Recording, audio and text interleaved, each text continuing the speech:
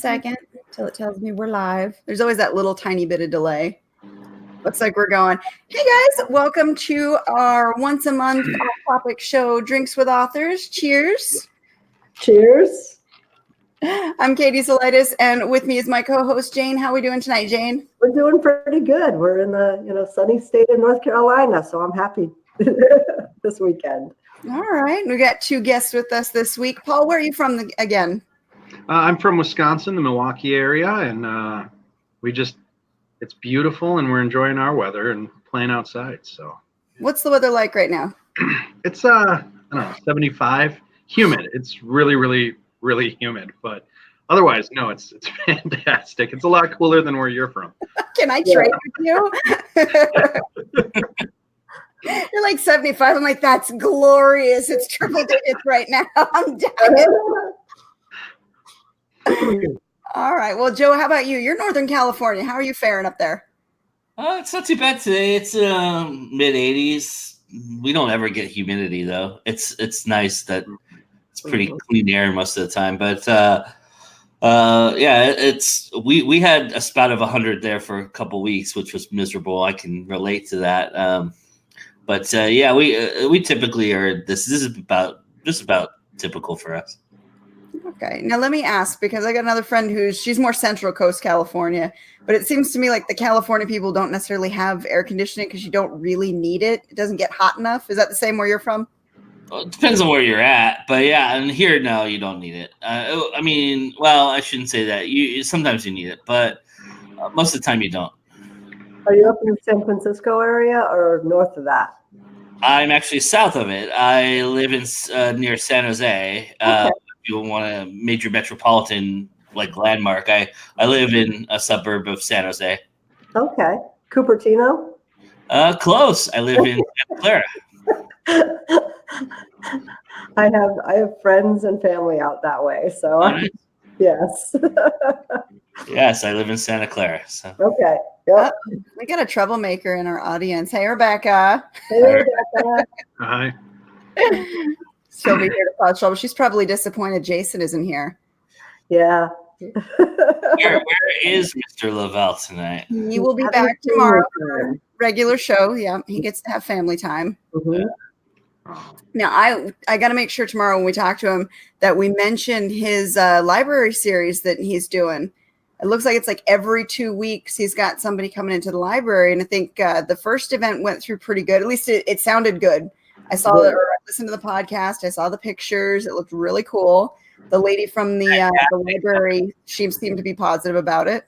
Yeah, it was a fantastic conversation. I listened to the whole thing. I really enjoyed it.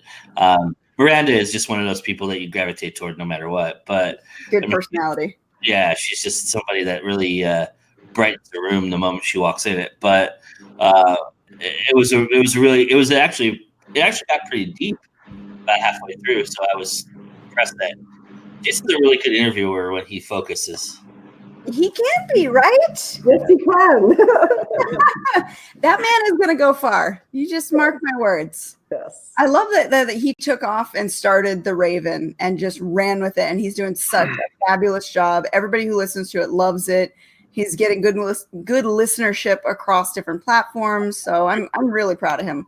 He does an excellent job. Yes, Good. he does. Oh, and Rebecca says she was harassing Jason earlier. Good.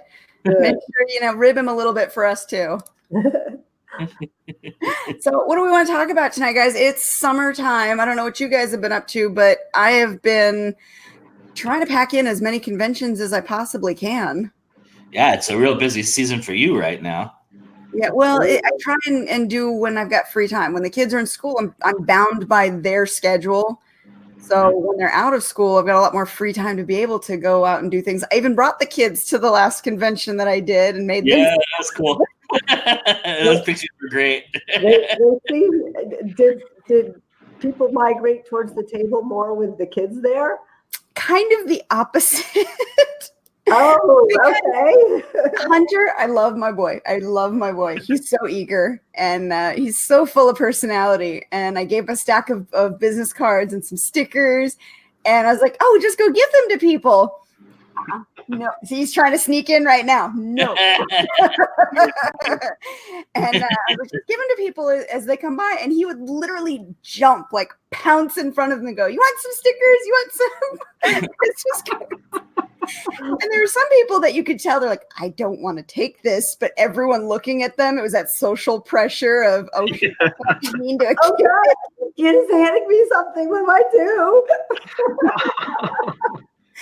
And so, he was giving them out. Everybody that walked by got some. And Zoe did too. She actually scared a biker. Oh my God. She was sitting behind the table, dressed in her little Anna outfit, her springtime Anna outfit. Yeah. And she had been done with the whole giving away bookmarks. And she was kind of sitting waiting for us to take her out to go look at stuff. And this guy walked by. And she just random act of bravery. She's like, "You want a business card?" He looked, he's like, "Yes, aren't you a cute little princess?" She looks at him, she goes, "I'm not a princess." That's awesome. Yeah, I've been watching the pictures on Facebook, and it looks awesome. Your booth setup is really cool. So, When do you go to Michigan? You go in a couple of weeks, don't you? Mid-July. Yeah, I'm gonna do the Raven one night, and then I'm gonna do one of my Storycraft seminars up there. I actually told them I would do all three of them since I'm already there. I'm kind of stuck. I can't leave. I'll do all three of them if they want me to, but I think they wanted me to do one in an extended version. So I'm going to kind of combine two of them to create a longer one. Should be fun. I'm excited. I love teaching. I love being able to just, spew all of the knowledge out on people that I have. And hopefully they learn something from it. If not, they'll at least get a good laugh. yeah. It's always fun. Do what we can. So tell me about some of the conventions you guys have been to or have planned to go to this summer. Well, I went to Park City in January. That's something I've been doing annually now for 2 years. It was my second one this year, which was cool. That's Sundance and Slam Dance Film Festivals. I mainly cover the Slam Dance Film Festival because it's just more of my speed, more of who I am and what my channel's all about and who I'm all about. But I did dabble in some Sundance this year, and I'll dabble in quite a bit more next year. That's in January, and then I come right back, and then they have the festival here in February, or actually it was March this year, and I take part in that, and that one wasn't so great. That one was really poorly run. That's called CineQuest. I don't think I'll do that one again next year. But it's like cycles for me. So it's like January, February, March, I'm really busy. And in August, September, I'm really busy.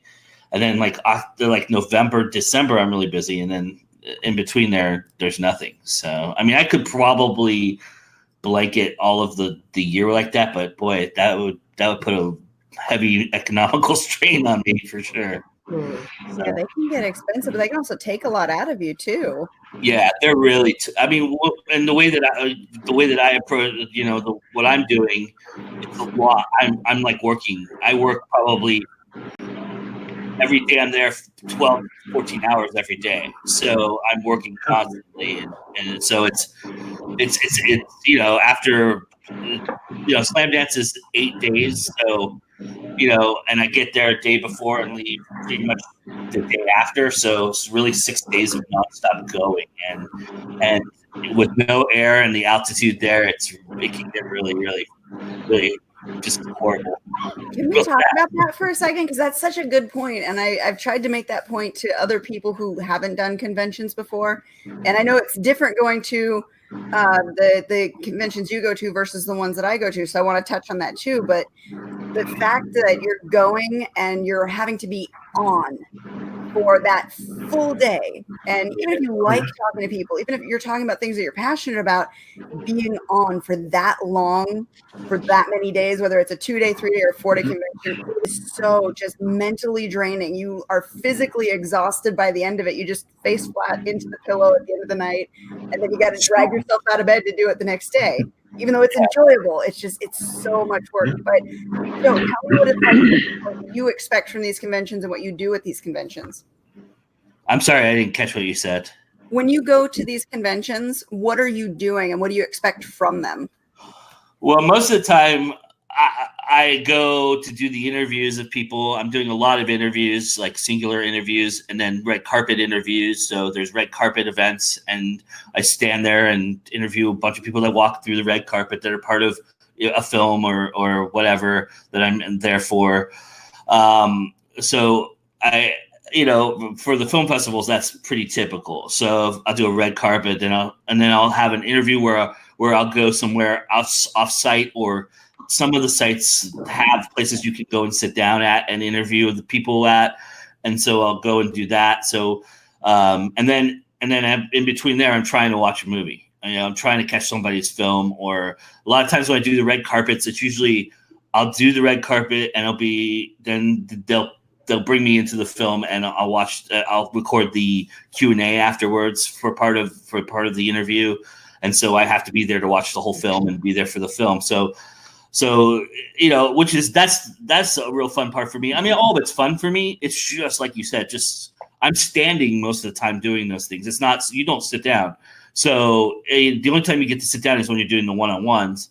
And so it's like, that is a lot. And then, have to set up the equipment, because I have equipment to set up. You have to set up the camera. I'm getting to the point where I have lights now and things like that. So I have different things I'm setting up. I'm setting up the audio, testing it. So all of that takes time too. So set up and then breaking it down and having to hurry to break it down, because most of the time when you're doing the red carpet, it's right before the movie. So I'm breaking everything down like really quickly and running to the movie to get into the movie. So there's a lot of that running around, and that's a pretty typical day for me. And then at Park City, it's one big hillside. So it goes, Slamdance is at the very top of the hill and Sundance is at the very bottom. So if I had a Sundance thing that I had to do where I was at Slamdance, I'd have to run all the way down to the bottom of the hill and then I'll run all the way back up to the top of the hill to get to Sundance, to get to Slamdance. And there's no transportation. So you're walking, you shove your legs all the way. So I got a good amount of steps in on that one. But then I'm there. So I'm there, I get there, I get up. I usually stay off site because it's cheaper, and that's like an hour drive. So I usually have to get up earlier. So I get up at like 7, drive there, 8 o'clock. I'm setting up my first setup for 9 o'clock. And then from there till probably, I'm there till probably midnight, 1 a.m. because the movies go that late. And then I drive home and start all over the next day. So that's pretty much 6 days straight of that for that conference, for that festival. For like the writers' conferences, that's a lot different, because then it's like different rooms and you're running from panel to panel. And then I'm doing panels where I'm moderating the panels, or I'm in the panel, and then I'm going and doing an interview, or I'm going and doing a mingling event, because there's tons of mingling events at When Words Collide. So you're doing that as well. And there's like 25 rooms of stuff, 2 buildings, and you're running between the buildings trying to get to each rooms and what have. Luckily, a lot of what I did last year was in one building, so I didn't have to move a lot. I just went from room to room. But it goes from the morning to the early evening as well. And so, and of course, I'm not used to Central Time, so it's Central Time. So then I'm jet lagged the first couple of days. So I usually like to get there a day earlier and get my bearings about me. But see, I'm rambling. I'm sorry, guys. But no, this is exactly what I go through too in a similar fashion. So I'm just like, yep. Now, for the one-day event I just did on Saturday, which was the Bass Festival, this was actually my first music festival I covered, which was really cool. It was a really cool event because it started at 10 a.m. and it was from noon to 4 o'clock for VIPs and for press and everybody that was there. They had beer tasting and they had independent beer booths set up, and there was like 20 of them. So and it's free. You just get it. They give you a little glass, and I think I don't have the glass here, but they have a little glass, and you get to taste. You get to sample all the beers, and you have to pace yourself. Obviously, 4 hours, and it's like 80 degrees outside. that can be troubling when you get to about 3:00. But yeah, so they have water and stuff too. So yeah, I always am. I'm a good enough drinker now that I know how to hydrate myself and pace myself. But yeah, you do that for the first 4 hours, and then they have like an acoustic stage off to the side with bands, and then at 4:00 they started a major. That's when the main stage started, and it's like down a hillside. So you walk down this hillside, and it's in a big open area. So it was all like general admission. There was no seats, so everybody's standing. And from 4:00 to 11:00, bands just played, and it was awesome. That was a lot of fun. That was a really cool event. Although by 8:00, I was like, oh man, I hope these bands don't go very long because I'm done. This day was very, very long, but that was a cool event. So I hope to do more of those kind of things. So one of these years, excuse me, maybe not next year, but year after, I might do South by Southwest, and that is the film festival with the music festival with the convention set up all in one. And that is like a week of nonstop. And I can't imagine that I'll be alive after that, but we'll see. Did you see we just got a question in, Joe? No. Rebecca asks if you plan out all your interviews ahead of time and if you have to have a press pass. Yes, you have to have a press pass. Actually, you don't have to have a press pass as long as you have to have you have to pay for the pass to be there. You can't get in without a pass. But for press passes, you want to have a press pass because what happens typically with a film festival is you'll get a press pass, and then the PR person who runs the festival will tell all of the movies, all the PR people who are running the movies that you're a press, and you get all these emails from all these PR people saying, "Hey, schedule my guy to be in an interview." And so everything is scheduled for me. Sometimes it's frantic. Sometimes I get emails that day or calls that day. Hey, can you do my guy real quickly? He's here now. Can you go and do a presser? But most of the time they're scheduled. So, and I was just telling Katie off air, I've been really impressed with Dragon Con, going to Dragon Con this year in Atlanta. And I've been super impressed with them. They're super organized. They're already got all the listing, and they've broken down, like I was saying, they broke down Uber celebrities versus people I can actually interview to people that have this or that. And they break it down by comic book creators, by authors. And so they have all these things tiered out and categorized and tell you exactly where to go, when to go. So that's unheard of. I've never experienced anything like that. So I'm real excited about that because here it is about 7 weeks out, and I'm pretty much set with that convention. I'll pretty much know my schedule here in a couple weeks. So I'm so jealous. I want to go to Dragon Con so bad. Can you just sneak me in like a duffel bag? Sure. I expect a full write-up when you get back from this event. Yeah, definitely. I'll have a lot of stuff. I'll go live a lot of times. Hopefully, I've been told it's the best internet in the world, so I'll be able to go live there on the floor and what have you, and where I'm at, and it's everything that you can do. No, I do this totally for no money whatever, Elizabeth. I make nothing. I do nothing. So this is just purely for fun, almost.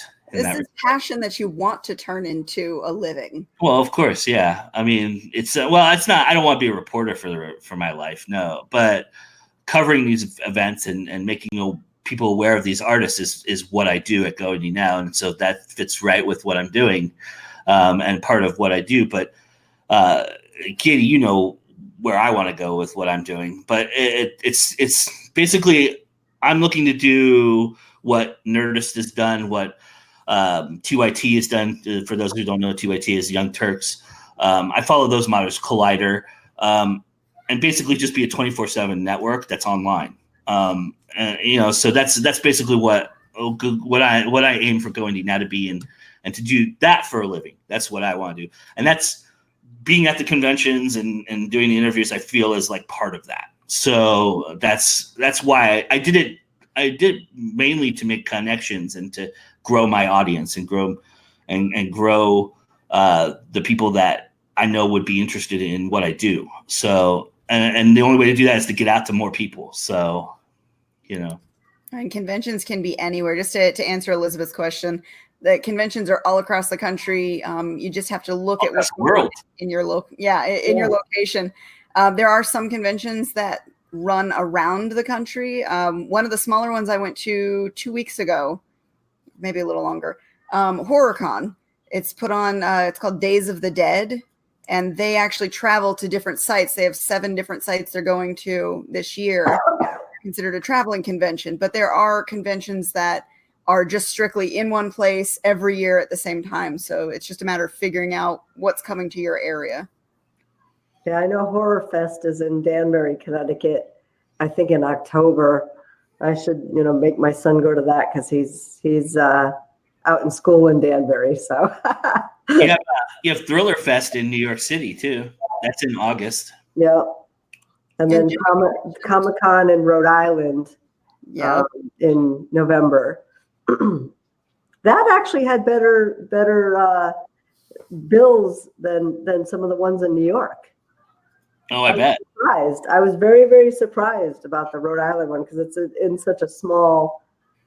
You'd be surprised. A lot of the smaller conventions, even though they seem like they're tiny, they actually get a lot of good people that come to them. I was shocked. I go to Phoenix all the time. That's my favorite one of the year. But when I went to Tucson, which is just 2 hours away, it's smaller. Mm-hmm. But the people in Tucson really surprised me with what they brought to the convention. And it made for a totally different atmosphere. And I really enjoy that show. I want to go back now every year because I like what they bring. And it's a different feel than what happens in Phoenix, which is a considerably larger event. Yes. Now, you mentioned Joe Collider. Mm-hmm. Amazing Comic-Con that just happened in Vegas here. They coordinated with Collider and brought a bunch of stuff, different panels each day provided by them, which brought in a lot of interest, a lot of people. Nice. That's awesome. That's pretty. Was that Phoenix? No, that was Vegas. Oh, nice. The HorrorCon. No, the Amazing Las Vegas Comic-Con. Okay. So yeah, that's our local, and they are usually more towards comics. They're less pop culture, more comics, but they this is our regular event. So anybody who follows Collider knows these guys talk about Vegas quite a bit. So it's like a 5-hour drive for them. So I don't. So it doesn't surprise me that they supplement a lot of things in Las Vegas to try and get some free Vegas time. Because that makes a lot of sense. I would do the same. Hell, if I was in LA, I frequented Vegas so many times in my youth when I was in LA. I mean, it's just a 5-hour drive, and it's a simple 5-hour drive. It's nothing. It's nothing. And if they eventually ever put in the damn train that they tease us with, they would make it even shorter of a ride. Yeah. So, Paul, we haven't heard from you in a while. Yeah. Oh. I think the last time Paul was, the last time you were on Spilling Ink too, Paul. I remember you had Evan on, and poor Paul didn't get to speak at all. I've actually learned so much from him, and I'm getting his stuff. I'm in there. I still have to make my mailer, but yeah, no. When you guys were talking about how challenging the conventions and such are, one of the things I've been really fortunate with is my day job. We have 3 major conventions a year. And as you said, you wake up at 6 o'clock, you're there by 7. For us, we might have equipment trainings. So there by 7, maybe 8. And then once the show closes at 6, you party until about 10 o'clock at night, go to bed at 11, and then wake up the next day to do it all again. So I was very fortunate in what that taught me. But yeah, the writer convention that I've been to that I really enjoyed was Life, the Universe, and Everything. And have you heard of it, Joe? No, but what a great name! That's an awesome name. So it's in Provo, Utah. Is it a Mormon thing? Oh. They have a strong presence. That's yes. The year before me, they had Orson Scott Card talking. The year I went, they had Brandon Sanderson, who's just absolutely brilliant. He was the keynote speaker at DragonCon this year. He's the big guest this year for them. Oh, that would be BYU too. Yeah, he does, and all of his classes he puts for free on YouTube. Yep. So no, he's just brilliant. He's also got a podcast.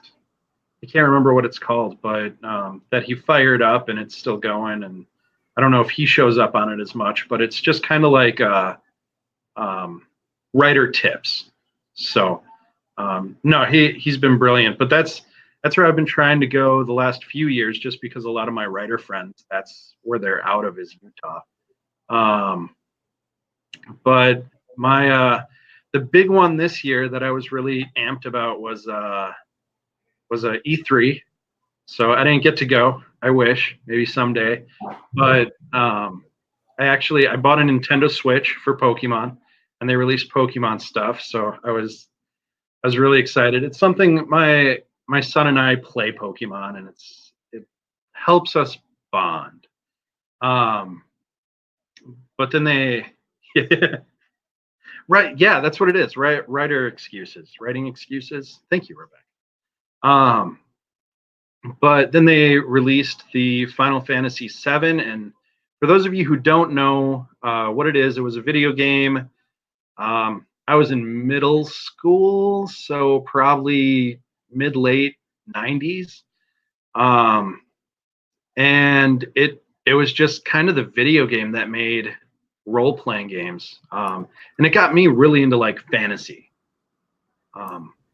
So when it came out, we had always talked about how it's part of this, and I don't know if we made it up because we're in middle school, but it was neo fantasy, because it had kind of the futuristic, but they also could cast fireballs. So I'm really excited for the reboot for Final Fantasy VII. Sorry, I was chuckling because you said you were in middle school in the mid-90s. That just dated me horribly. I was in the mid-90s. I was just getting out of the Marines, so I already graduated high school. So, I was married with my first child mid-90s. so I just yeah. for a second. Sorry. Yeah, I'm not there yet, but having been a teacher, there are a few kids that are like, "Oh yeah, I'm starting my first job," and I'm like, "I remember when I was teaching you in 7th grade. You can't be starting your first job." Like, but yeah, I'm really excited, and I've always loved what Final Fantasy has brought to fantasy, especially in their storytelling has just been really good, and they like to play with technology and magic. So it was an exciting E3. Really exciting E3. But yeah.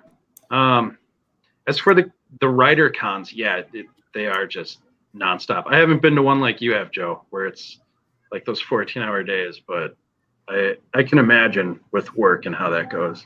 And it's not just that you're always on, it's that you're always social. But if you're an introvert, that's really hard, because it's I can't say it's not part of your persona, because introverts do like to have real conversations, but it's a lot of small talk that hopefully leads somewhere, but doesn't always. So it's that extra emphasis on making sure you're always talking and trying to connect. It's draining, at the end of the day.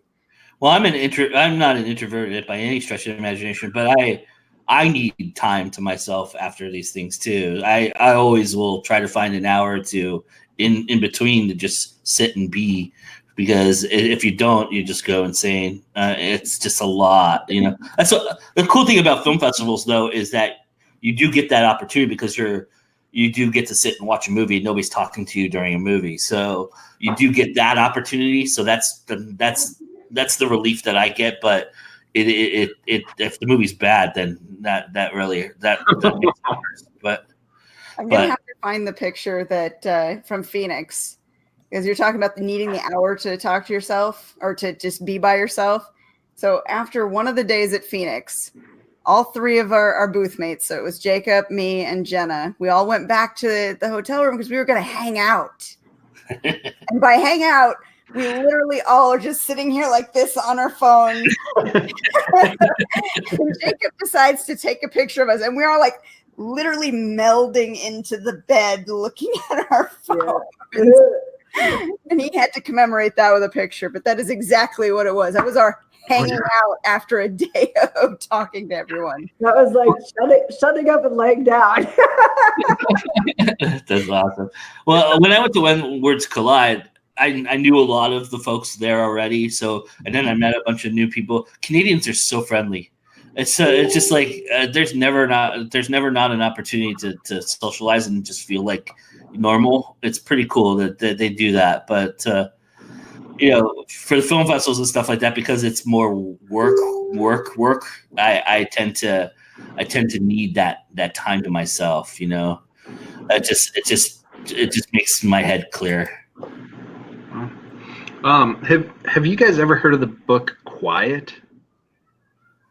No. So I highly suggest for the introverts, I highly suggest looking up the book Quiet. What is the Quiet, like an introvert's guide to a world that never stops talking. You have my interest.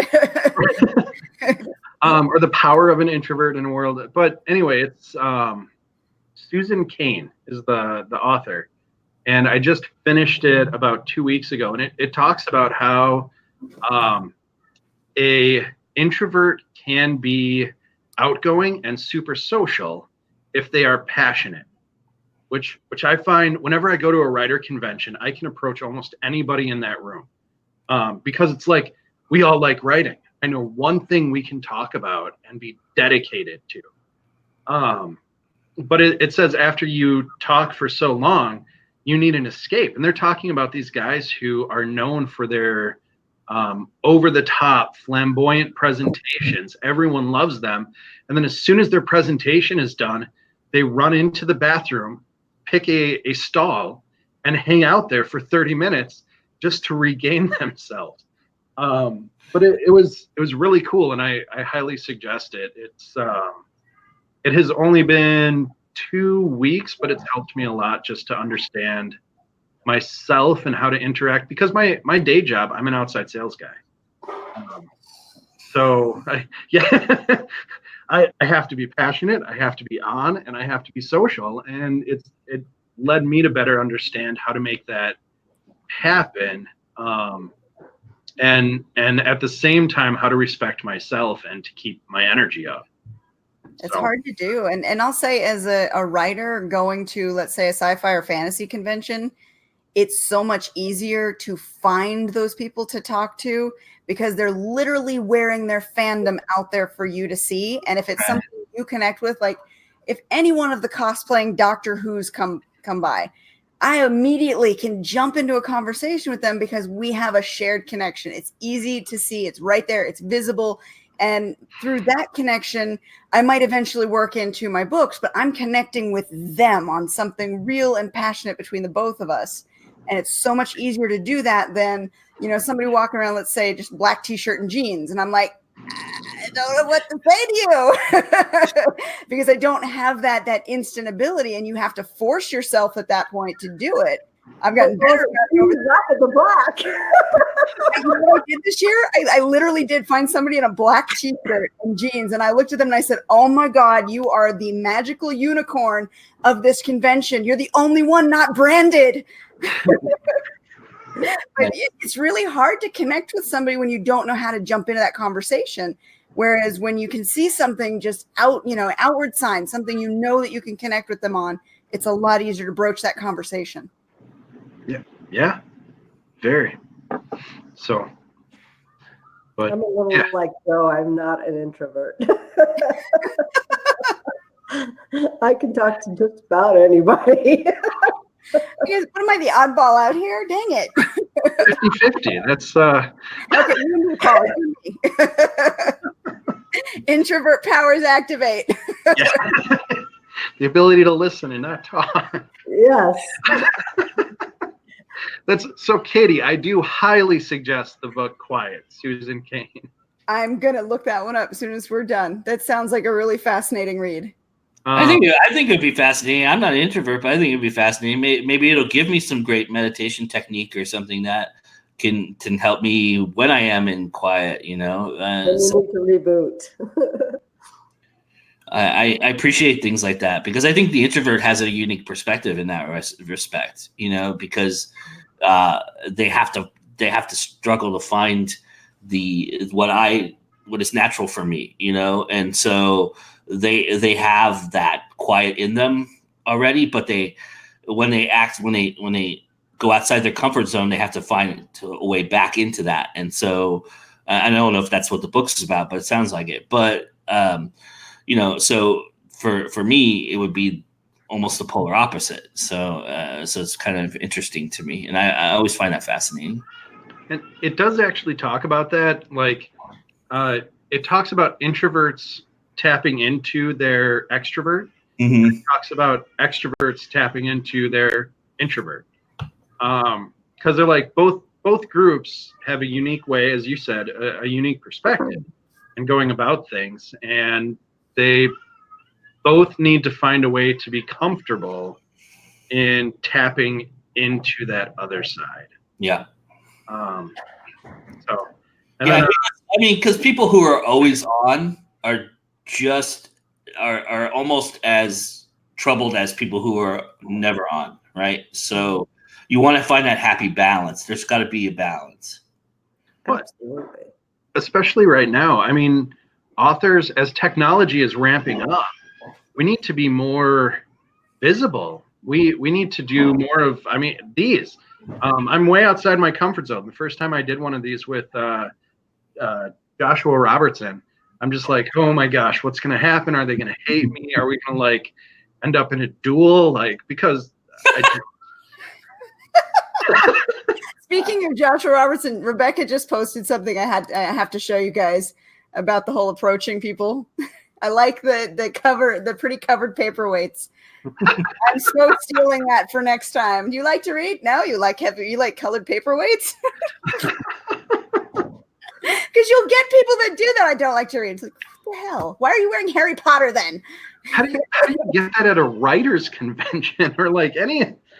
No, my favorite is, what do you like to read? Fantasy. I'm like, oh, that helps. Fantasy's like this giant umbrella. What kind of fantasy? I don't care anything. Okay, do you like sci-fi? No. Do you like epic? No. Okay, so you don't like all fantasy. That's fun playing the narrow it down game. Now, Josh is a really good one about that, though.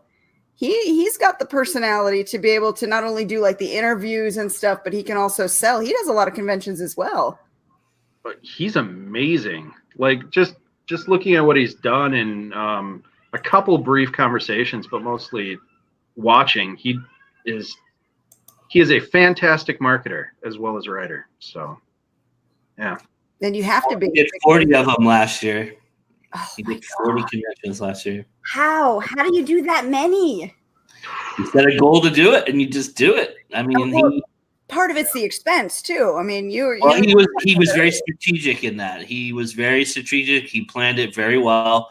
Luckily, where he is at, where Jane is at, there's a ton of conventions around that area, and they all happen within the same time period too.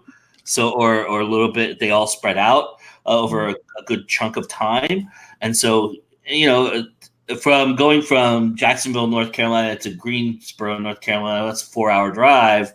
4-hour drive's nothing, right? So to make money, you know, so as we were just talking about going from LA to Las Vegas, you know, if I lived in LA, I would do every convention that was in Las Vegas and all the way down through LA to San Diego.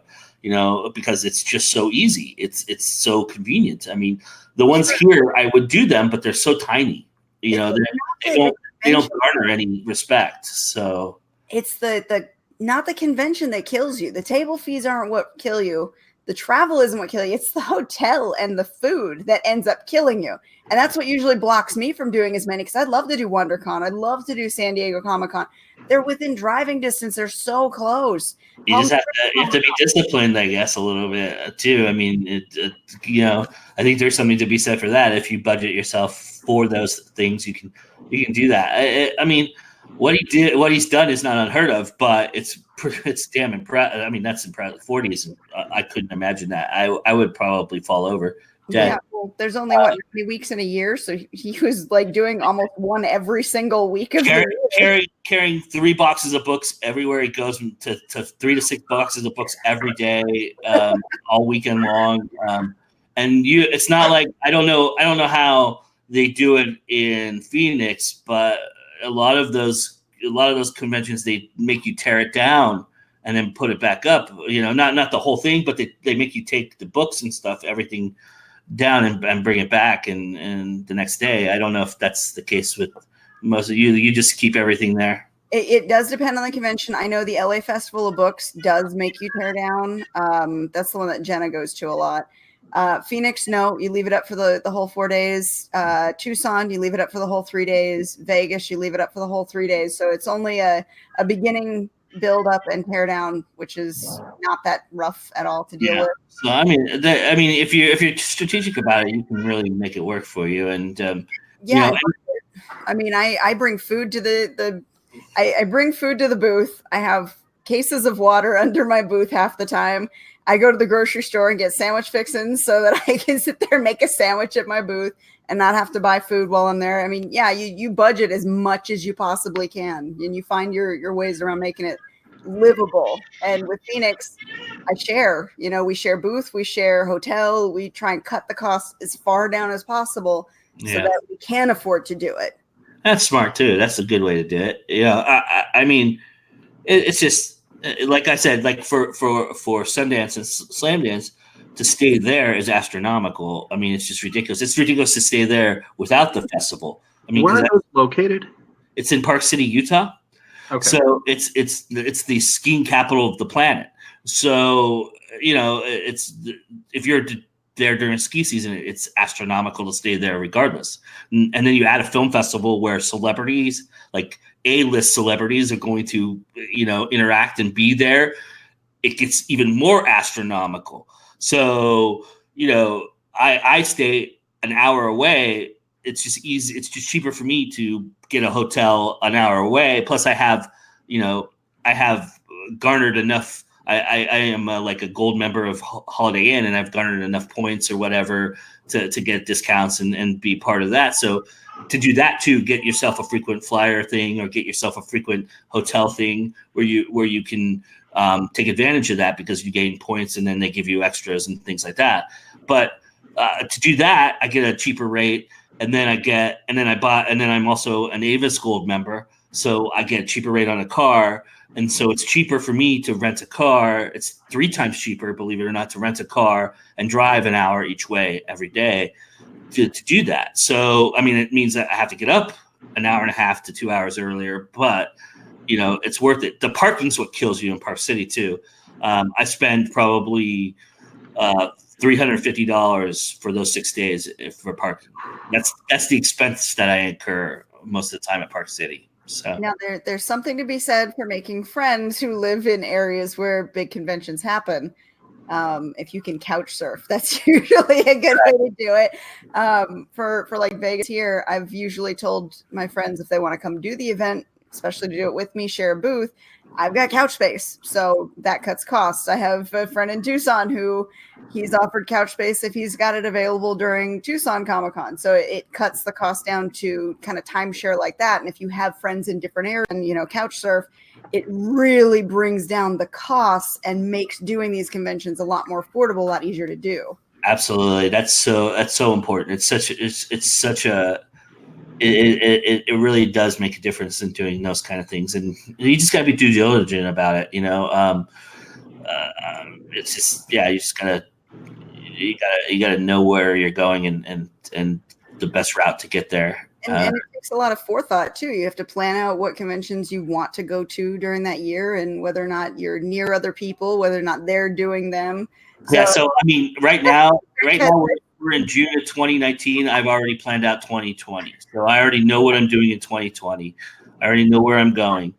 And then 2021, I'll start planning for probably in December or January of next year and start to plot out where I want to go for there. And actually, I am next year taking a break from a lot of these. I'm only going to do a select couple of them. I pared it down a lot this year too. Last year I went to quite a bit. This year I pared it down quite a bit, and I'll pare it down even more because some things in my life are happening, and some changes are being made. So, and I also have other plans for going to now, and something that I want to do differently next year.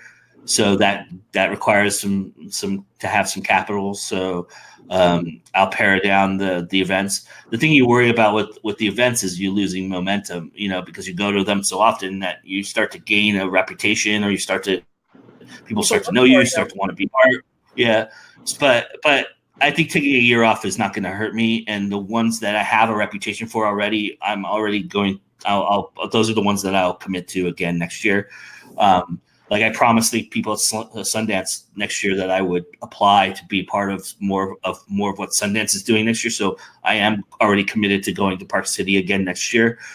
But after that probably be the only one that I travel to next year. Maybe Calgary. I might do Calgary a third time next year as well. That would be that's the only if that I have. But otherwise, I'm not. I have a wedding that I'm supposedly being invited to going to next year, and then other things going on in my life personally.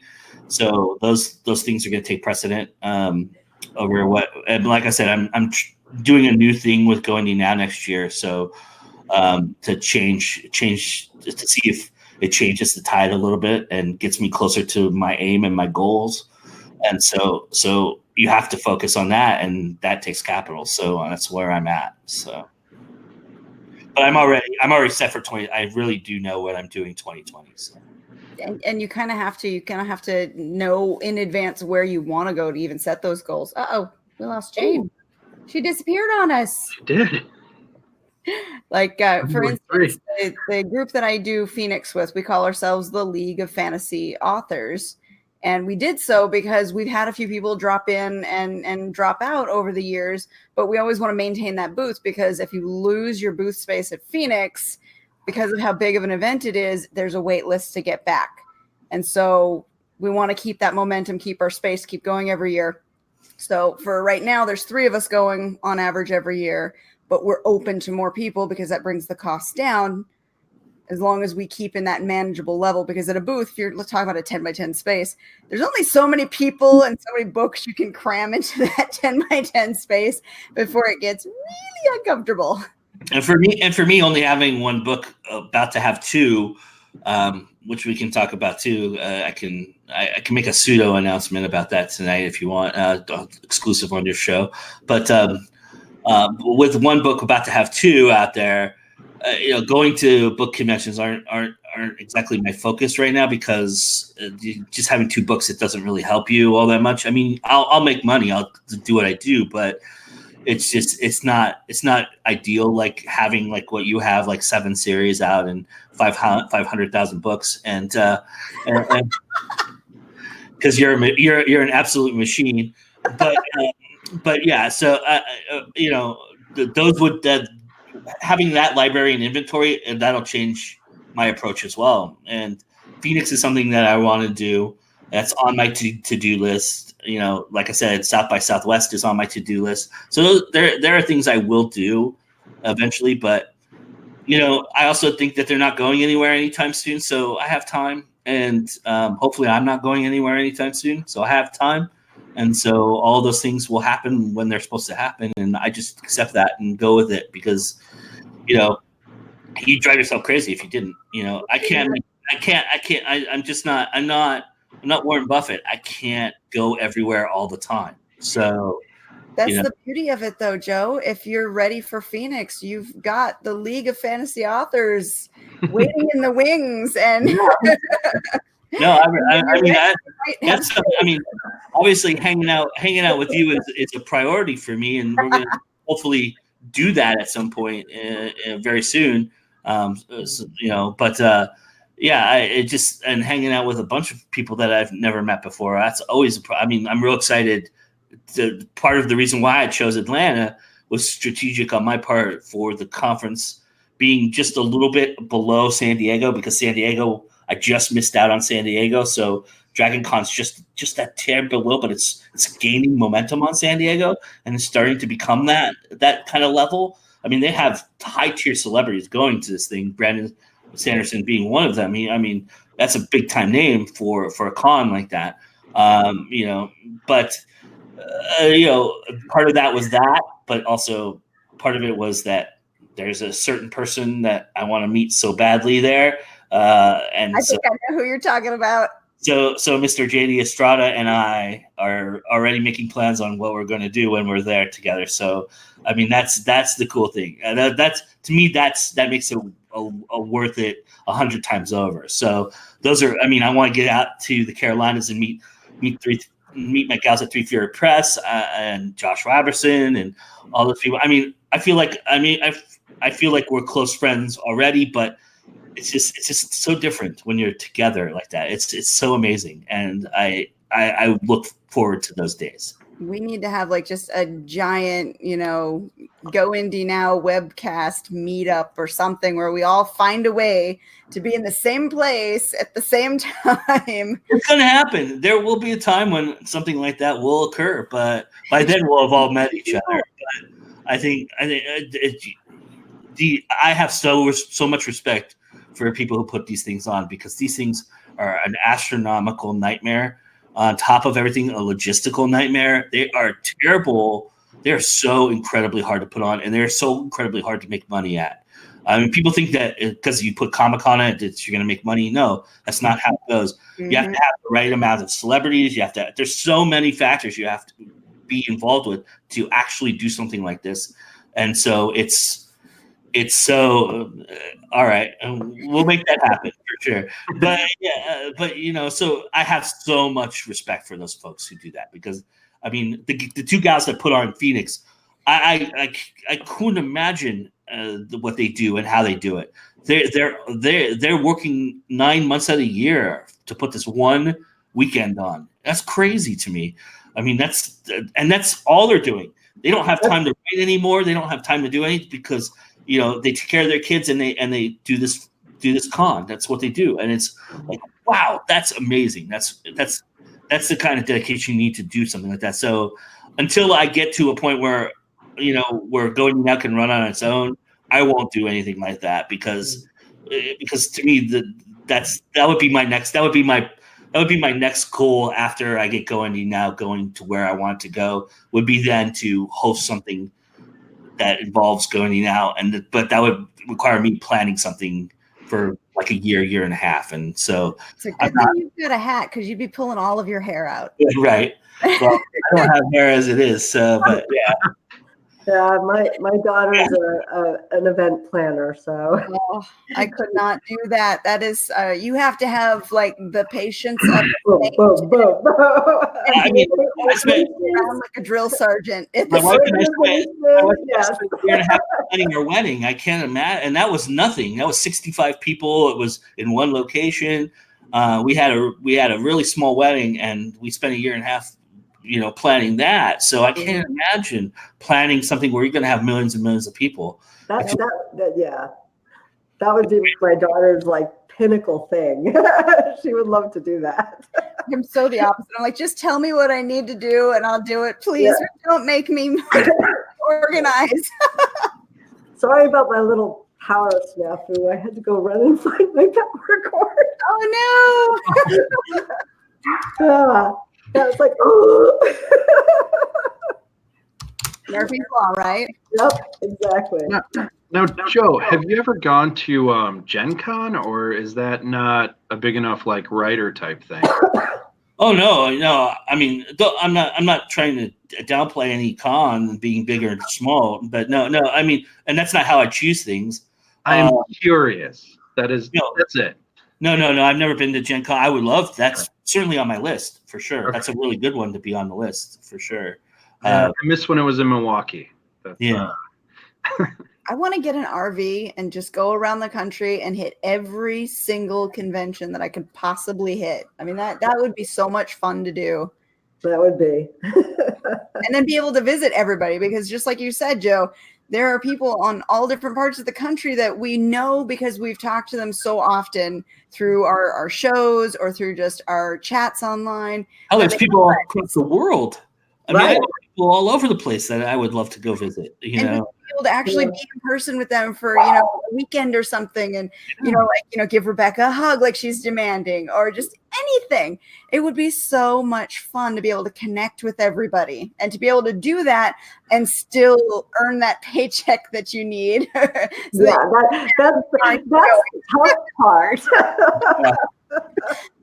I mean, to we'll do something like that, you'd have to be really financially set. That's when you can do something like that. I mean, or you have to have a game plan like Josh Robertson had, you know, where you're going to make X amount of dollars, so that's going to lead me to go to this next one, and that's basically how he planned it out. You know, he knew that he was going to make this amount of money at this con to go through the next higher tier con to go down back to a lower con. And he did it strategically, and he did it very, very, very smartly. And I think that's the way you got to do it. And so something like that would require something in that vein, where you know if you had an RV, you could carry all your books around though, so that wouldn't be too bad. So. And then every morning as you go into the convention, you play the always be closing speech. Yeah. I tell myself that every day when I come in, when I do a convention, I sit down, I'm like, coffee is for closers. And that speech just runs through my mind. I'm like, I got to make the money. His third prize is you're fucking fired. I don't know about anybody else, but the one thing about that movie that always strikes me is the poster for the Cadillac Eldorado is like the shittiest poster I've ever seen in my life in that movie. And it's like, why would I want that car? That car's a piece of crap. You know, I would rather have the steak knives personally. But, you know, but it was like, but it was like this rolled up poster, and I was like, that car looks like garbage. It looks like a ghetto car. I don't know if I really would want something like that, you know. Anything's better than third prize, though. Yeah, you just definitely want third prize. Yeah. That's like the motivational speech, though. Every time you go in, you got to make the money. You got to make table. Always be closing. Well, let's always be creating, but always be closing. I had said that to Jenna, and she didn't even know what it was. This was in Phoenix, and it was kind of funny because, Joe, you had posted your version of that speech the very same weekend we were in Phoenix, and I was telling her this, and she's like, what are you talking about? I've never heard this. I was like, hold on. And I pulled up Go Indie Now, and I played your version of it for her. Oh, my God. She's like, who's this lunatic?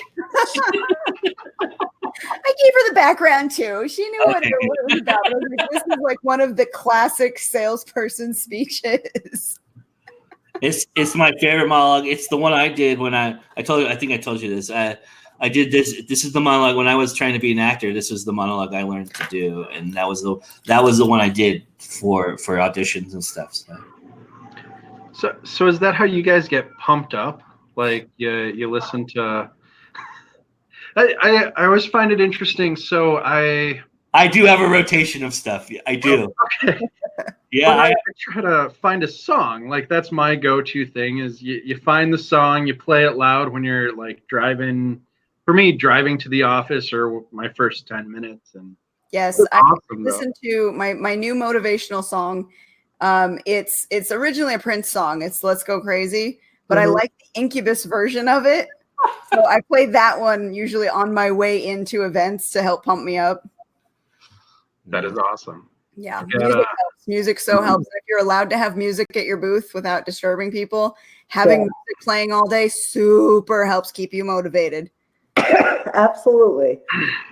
Yeah, I have probably 4 or 5 playlists on YouTube of music, different styles, so that whatever mood I'm in, I can listen to it. And then I have a rotation of clips that I play on a regular basis.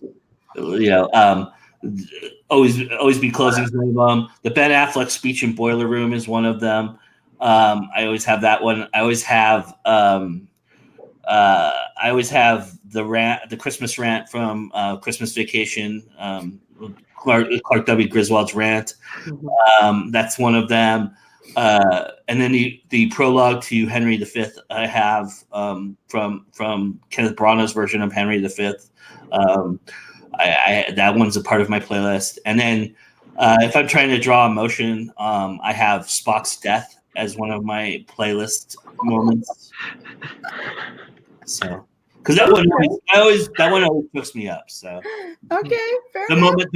moment that at the funeral when Kirk says, of all the souls I've encountered, his is the most human. That's the one that really I always choke up at that moment. So. All right. Okay. All right, we're going to put that question out to the audience then, since we're coming up on our 1 hour here. So for everyone who's in the audience, I see Mike, I see Rebecca constantly posting in there. Thank you for hanging out in the chat with us. Post your favorite motivational either speech or song so we know what you listen to. And we'll go ahead and close it out by every one of us kind of answering ours. I think me and Joe, we've already done ours, but Jane, let's hear what you like to listen to. Any sort of 70s rock, like The Who or like The Who. Good energy. Okay.